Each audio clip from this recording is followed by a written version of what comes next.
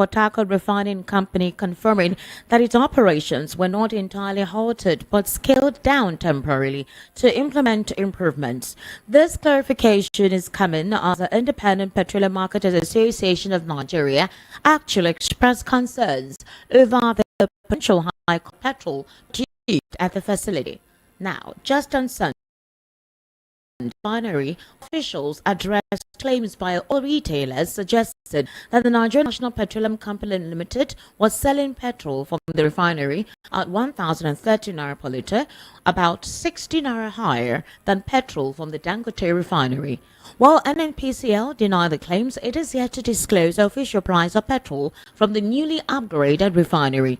Now, during a guided tour of the facility, the Executive Director of Operations at the Nigerian Pipeline and Storage Company Limited, Moyi Meiduwania, reassured journalists of ongoing operations. Now, he acknowledged a temporary reduction in output to address technical issues. This is what he said.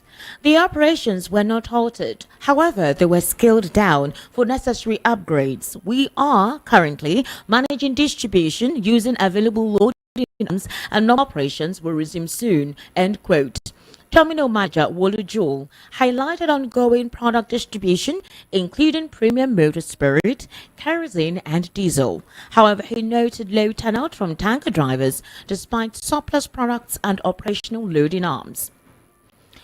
Now, the Borno State Governor, Babagana Zulum, has insisted that the proposed tax reforms by President Bola Tinubu should not be implemented as they are. Governor Zulum maintained that if the bills are passed, most of the money from the value-added tax will go to Lagos State. He, however, warned that if President Bola Tinubu uses his power and influence to get the bills passed by the National Assembly without making the necessary adjustments, there would be consequences for the people. While insisting that he is not against the administration of President Bola Ahmed Tinubu, Zulum asked for more time for consultations on the tax reform proposal on the spirit of democracy. The Borno State Governor added that, contrary to insinuations in some quarters, the governors are not against the president. Now, let's take a quick listen to Yusuf via a Monitor television program, insisting and talking about the recent tax reform bill being implemented by President Bola Ahmed Tinubu's administration, which has actually caused a widespread debate and seems to be the kryptonite for the North. Nervous, and every Nigerian should be. Let's look at our relationship with France, past, present, and the future. So when France has been in all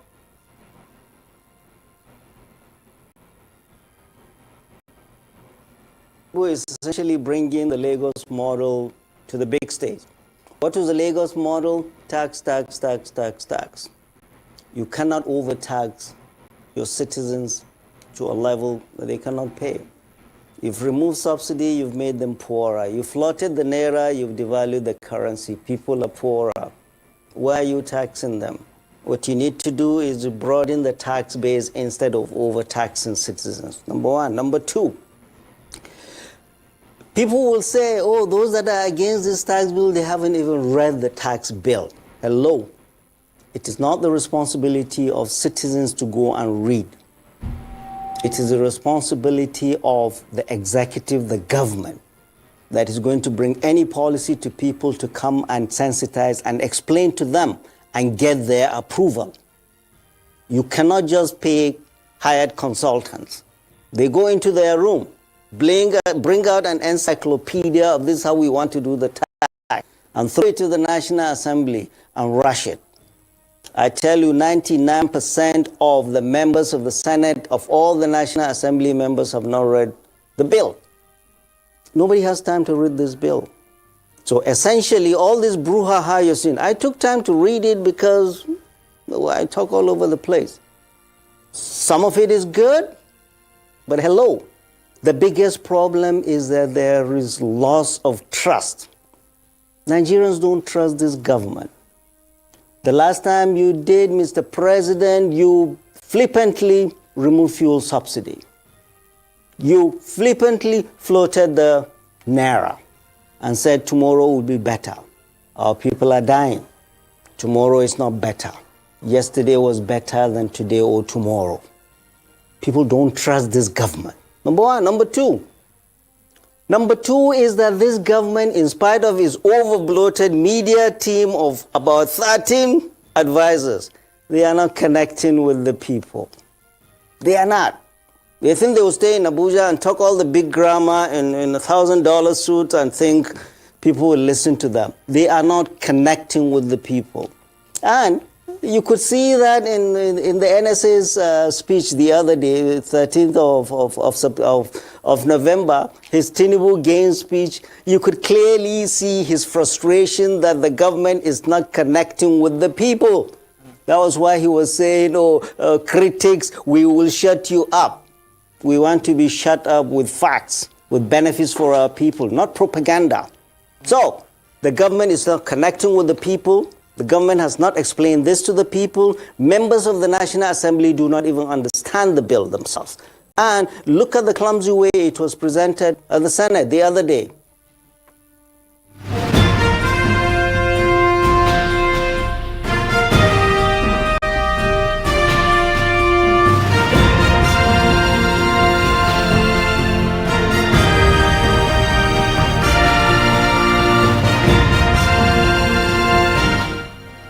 You just finished listening to Professor Yusuf there speaking on the tax reform bill being implemented by President Bola Ahmed Tinubu's administration. Meanwhile, the Pan-Yoruba Socio-Political Organization of Refinery has declared its support for the controversial tax reform bill, which has sparked widespread debate across the nation. In a statement on Sunday, the group distanced itself from opposing socio-cultural organizations, emphasizing that the reforms proposed by President Bola Tinubu were in the best interest of the country.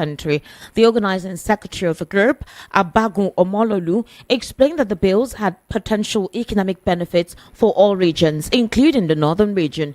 He disclosed that the 4 tax bills sent to the National Assembly include the Nigerian Tax Bill 2024, which is expected to provide the fiscal framework for taxation in the country, and the Tax Administration Bill, which will provide a legal framework for all taxes in the country and reduce disputes. Others are the Nigeria Revenue Service Establishment Bill, which will repeal the Federal Inland Revenue Service Act and establish the Nigeria Revenue Service, and the Joint Revenue Board Establishment Bill, which will create a tax tribunal and a tax ombudsman. Meanwhile, in a recent development, the indigenous people of Biafra has criticized the recent declaration of a second Biafra independence by Simon Ekpa's faction in Finland. In a statement, IPOB distanced itself from the Finland declaration, emphasizing that the only Biafra proclamation is that of the late Dim Chukwuemeka Oduku, which holds legitimacy in 1967.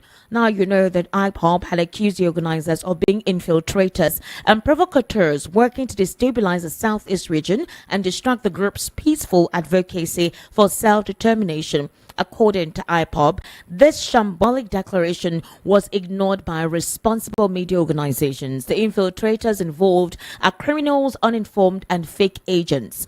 IMAPAFO also reaffirmed its commitment to a United Nations supervised referendum to allow Biafrans to decide their political future. It warned against actions that exploit the sacrifices made by those who lost their lives in the original struggle. The group reiterated its loyalty to Mazen Nnamdi Kanu's leadership, urging supporters and the international community to disregard the Finland declaration. IPOB described the event as a publicity stunt orchestrated by those aiming to discredit their cause.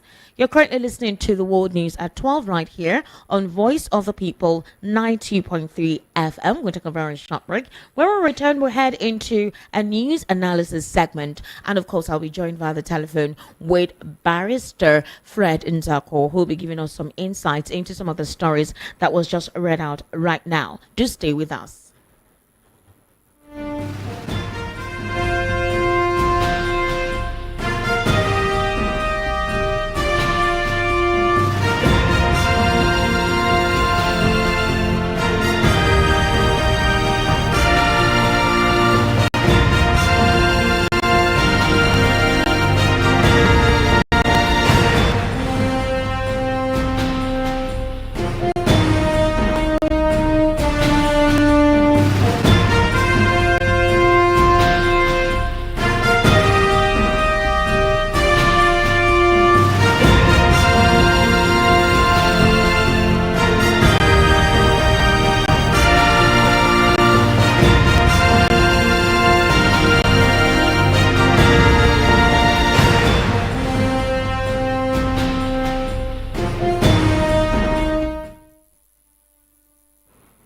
Welcome back and thank you for staying with us. Still on the world news at 12. A report which actually surfaced on social media alleging that the Finnish government is planning to sue the Nigerian government under the leadership of President Bola Ahmed Tinubu has disclosed, however, that it is not true. Barely 48 hours after the purported situation emerged, whereby the declaration of the United States of Biafra by certain individuals in Finland, a southeastern Nigerian man has publicly renounced his Nigerian citizenship. He disclosed that it was one of the important reasons for continuing with the IPOB agenda and declaring of the Biafran state, which was declared in Finland. However, the report stipulated that the Finland government intends to accuse, or rather alleging that President Bola Ahmed Tinubu is the one responsible for the arrest of Simon Ekpa has been blocked by the quarters of the presidency, as well as all those involved in the declaration of Biafra. The report also stipulated further that while Simon Ekpa is going through with his situation in Finland, the Nigerian government is basically monitoring the situation and hoping that possibly an extradition effect will be implemented so that a continuous trial of Simon Ekpa will continue back here.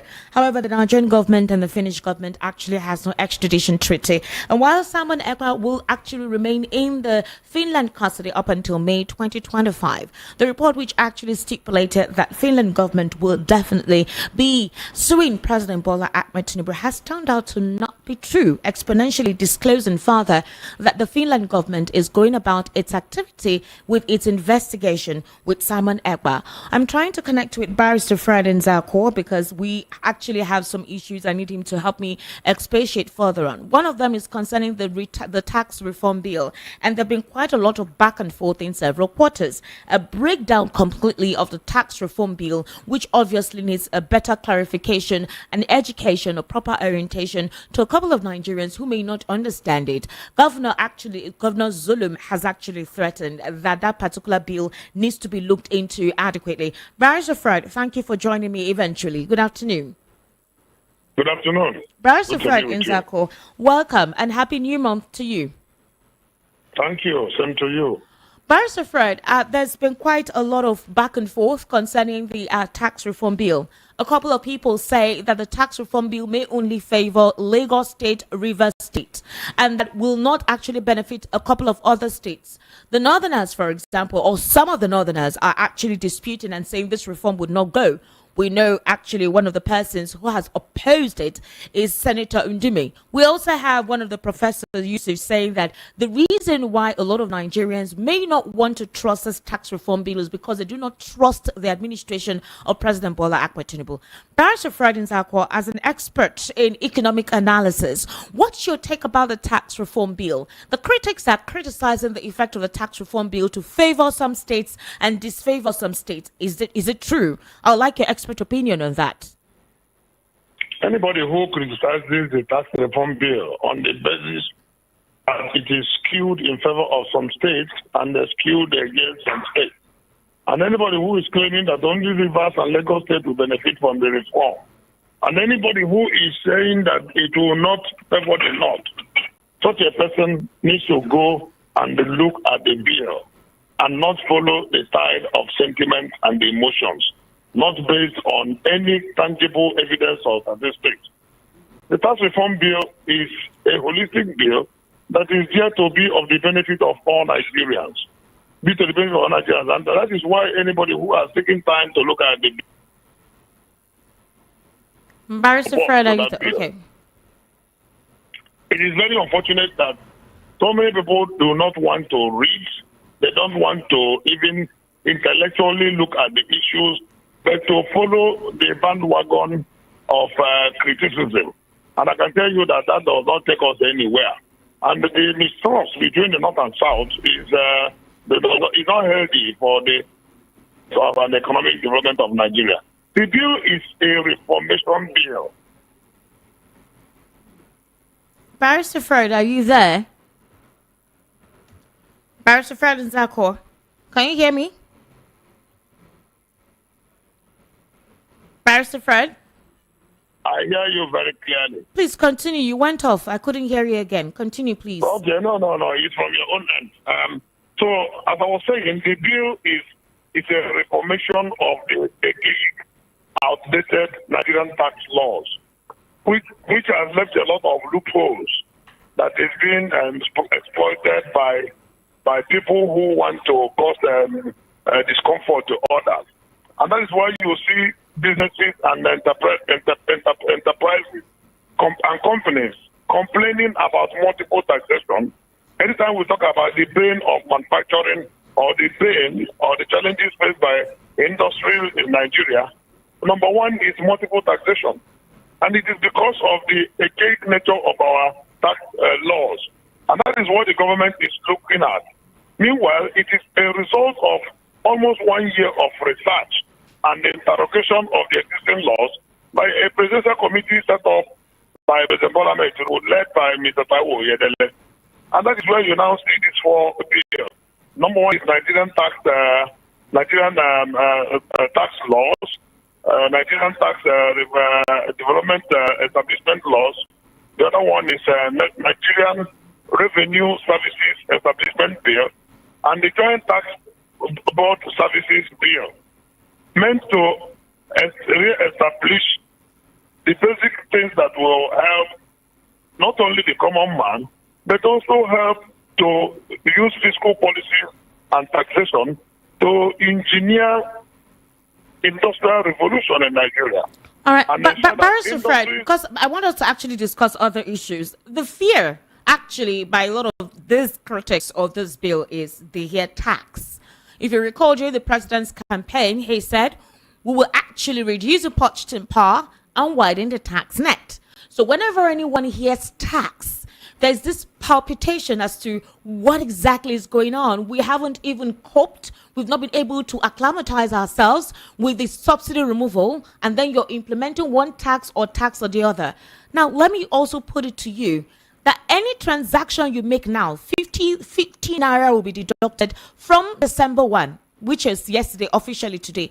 Any transaction you do, no matter the amount of money, 50 naira, that is a tax that will come out from the person's pocket, the person's account. So do you think that it's understandable when these policies come up that there is a rebellious attitude or disposition of Nigerians towards it because they don't trust what the administration intends to do? They feel it's about to stifle them further. What's your take on that? The major problem is that Nigerians don't like to pay tax. That is the reality. Yes, world over, human beings naturally don't like to pay tax, and that is why they are compelled to pay tax, or they are given incentives if they pay. It's either you are served some reward or you are served some punishment for failure to pay tax. All over the world, it's not in Nigeria. The institutions are not strong enough to bring so many people into the tax net. And that's what government is trying to do, is to easy for people who pay tax to continue to pay without getting their pockets torn, and to also bring and encourage others to pay tax. There are so many incentives that are inbuilt in that tax reform. For example, if you are earning below 800,000 naira per year, you don't pay tax. If you're earning below minimum wage in Nigeria, you don't pay tax. If you're a company, a small business enterprise, that your turnover is less than 50 million in a year, you don't pay tax. If you are a large spender, that in a month as an individual you spend 25 million or more, or as a company you spend 100 million or more, you are described as a large spender, and you are going to contribute about 2% towards the education fund of Nigeria, unlike 3.75% that you used to contribute before. The adjustment is also in the direction of the VAT, value added tax, which is a consumption tax. And it is proposed that the federal government will no longer take 15% of VAT. Initially, federal government was taking 15%, states were taking 50%, and the local government were taking 35%. But today, the proposal is that the federal government will take only 10%, these various states will take 55%, and local government will still continue to take 35%. And there are so many other incentives. There's going to be an establishment of an ombudsman, like a tax complaints commission. Yes. Where if you are not treated well by tax authorities, you can approach the commission for redress and for restitution. Government will also establish a fund where when you are going to get the refund from your payment of tax, there will be money readily to be refunded to you, as true. it's done all over the world. So there are so many inbuilt mechanisms that will be of benefit for all Nigerians, both private people and companies and the establishment. If you are an investor in gas sector, you are giving some tax holidays and tax incentives. Those are there. The only one that is contentious, which the North is holding on to, is the value-added tax. And they are not kicking against. They are not kicking against the percentage because, as we speak, the VAT in Nigeria is 7.5%. But there is a shift, a paradigm shift in allocation or the sharing of the VAT. But Barrister Frank Nzako, we're running out of time. I would like us to further this conversation. You're going to break this down during matters. I'm going to call you during matters because we need a proper explanation on how this tax reform bill is, what the benefit is all about, and what the long-term projection of that tax reform is going to be like. Because a couple of people feel that, you know, the administration is running the country like he was running Lagos State when he was a governor. All of that, you're going to give us details. In conclusion, because of time, let everybody know that the tax reform bill is not against the people, and we should support it and make sure that it works. Because there are so many inbuilt mechanisms that will be in the best interest of all Nigerians. All right, Barrister Fred, let's look at, I don't know if you watched on social media, I think last week, a supposed Biafran state declaration, 40 states were mentioned. IPOB has actually distanced themselves. In fact, there were quite a lot of words that were used. Imam Powerful says it is idiocy exhibited by a group of nincompoops, describing it as a scam intended to undermine the legitimate Biafran struggle. He also went ahead to say that that is not what late Dim Odumegojuku actually holds sway, that it is illegitimate.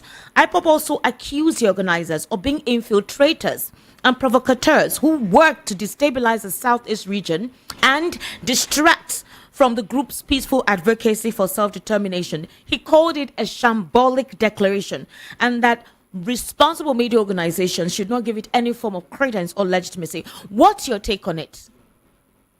I cannot describe it better than those who know. Those who know have described it as shambolic, and I have no other word than what they have said. And for me, on the side of law, I feel it is an extension of illegitimacy and an extension of rascality and irresponsibility. Because you do not go to another country to begin to declare the independence of your own country in a different and sovereign environment. If you want to declare your own independence, then you declare it in the land where you intend to govern.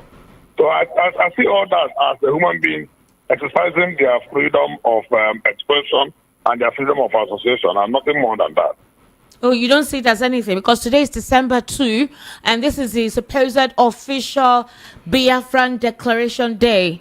And this convention has been on for almost a week, since last week. A lot of Nigerians tripped to Finland to be part of that declaration. And a lot of states that were mentioned or called as part of those who are part of the Biafran United States of Biafra or something. A couple of the persons residing in those regions are distancing themselves of being IPOB members. They're saying they're not part of that, specifically those from Edo, those from, other states that are not within the confines of the official five eastern states. And people feel that why would you call other states without consulting with them? Why would you involve those people without having a conversation with them? They say they don't want to be identified with your struggle. They don't want to be identified as, the Biafrans. They're Edos or Esako or whatever it is that they want to be identified as. Why are you forcefully implementing or infusing them in a particular struggle that they don't want to be part of without consultation? What's your take on that? The very funny thing about all this is that it simply shows you that in life, human beings will just wake up and do whatever they like to do that gives them joy, that gives them happiness, irrespective of whether they are achieving anything. What is important is that they don't breach any existing law. Okay. Because if in the process they breach any law, then the law will come against them. But if they decide to gather and make merry and be happy with themselves and call it any name, well, it's their freedom. That is the beauty of democracy, and that is why we say that democracy is sweet. The sweetness of democracy is in the freedom to do what pleases you within the confines of the law. Those who you said have left Nigeria to go to Finland, that is their own style of vacation. As far as I'm concerned, they decided to go on vacation in Finland. And those who gathered from all over the world, they decided to congregate, make merry, beat the drum, fly around some colors and some flags, and then go back to their various abodes, having established the fact that they went on vacation and they enjoyed themselves in Finland. It is at best, and that of course, the Finnish government will not have any issue with them because it will, a lot of money in foreign exchange will come into their country. It's part of tourist attraction. That's at best what it is, and nothing more than that. Barrister Fred Nzakwa, thank you so much for taking your time and giving us, a breakdown of some of these issues that were read out on the World News at 12. I sincerely do appreciate your input. I would actually implore you to join me on matters later this afternoon for us to expatiate further on the tax reform bill situation. Well, thanks for having me. If there is chance available to me, I will join you. All right, thank you, Barrister Fred. Thank you. Meanwhile, there's going to be a town hall meeting today on the tax reform bill precisely at 7 p.m. I think they want to give a proper explanation on how the tax reform bill will benefit all regions of the Federation of Nigeria, not specific regions as alleged by some political elites or some group of persons who may not understand the concept of the tax reform bill. In order for us to wrap up the world news at 12, here again are the top stories. All marketers reject 1,030 naira per litre petrol price as Port Harcourt Refinery opens up on halting operations. Governor Zulum threatens President Tinubu on tax reform bill. Afenifere state's position on tax reform bills. IPOP reacts to Biafra declaration by Simon Ekpa's followers. That's a wrap on the world news at 12. My name is Esther Machuku. Good afternoon and thank you for listening.